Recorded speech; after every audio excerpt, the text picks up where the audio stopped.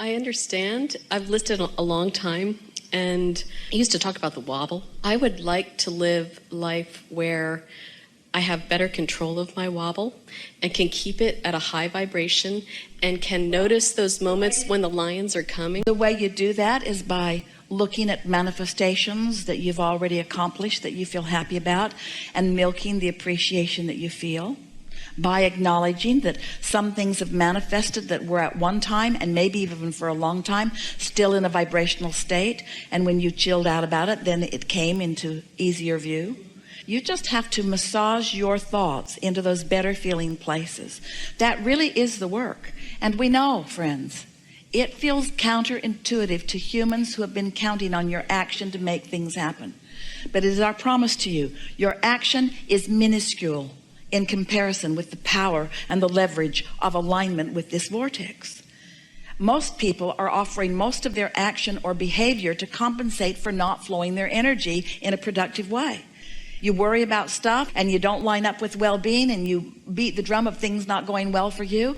And then when things don't go well for you, then you dig in with action and hard work, and then you get exhausted.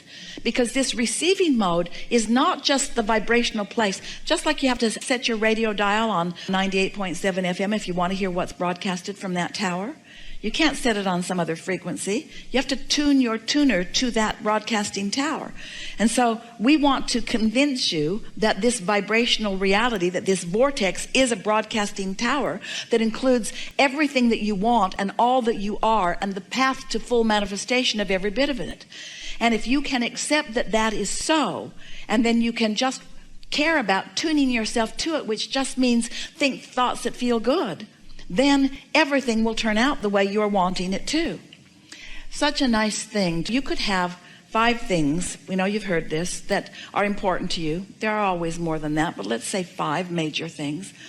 And 4 of them could be going extremely well and 1 of them not well. And you as humans mostly think that you better dig into that one that's not going well. And as you do, you tune to what's not going well, and you actually pinch off the well-being on the other 5 that were going well. Conversely, you could have only 1 thing that's going well and 5 things that are going awful. And you could focus upon the 1 thing that is going well, set your tone by your attention to that, and the other 5 would fall into alignment, because the receiving mode is the receiving mode. But when you believe that you have to work hard to compensate for inferiority or for past wrong deeds, or when you feel that you have to work hard in order to justify your existence, all of those things are so contrary to what your inner being knows about your readiness and your worthiness that you get crosswise of the energy, and then you do offer more effort, and then you get tired. Where if you're feeling good about yourself and others, if you're looking for positive aspects, if you're counting your blessings, so to speak, looking for reasons to feel good, not having knee-jerk reactions to so many things, then you're in the receiving mode. But the receiving mode is also the replenishing mode.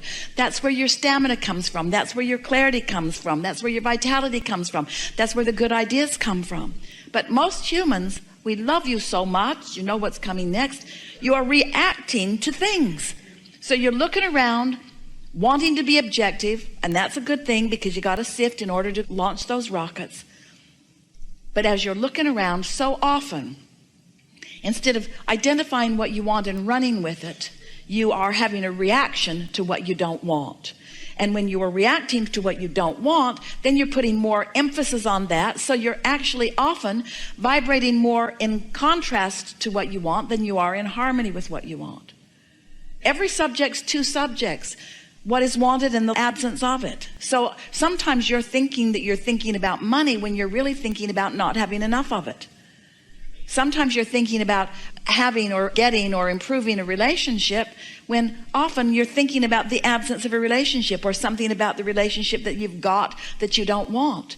And so if you don't introduce an understanding into this equation of what your emotions are telling you, then you can't guide your thoughts at those early subtle stages. And if you don't guide them at early subtle stages, then law of attraction is going to carry them into greater and greater momentum, where you believe then that you have to take action, but there's not enough action to compensate for that momentum that's going in opposition to what you want. So what's the answer? Chill out. The answer is be nicer to yourself. The answer is think more thoughts about yourself that feel good and about others too? The answer is, don't work so hard. Give yourself a break. Get more rest. Be nicer to yourself. Do more of the things that feel good to you. That's the way you turn this around. You got to give yourself a break. You cannot demand yourself into alignment. You can't effort yourself into alignment. You've got to release. You've got to let go. You've got to let go of resistance. When you let go of that cork, we promise you it will float, you see.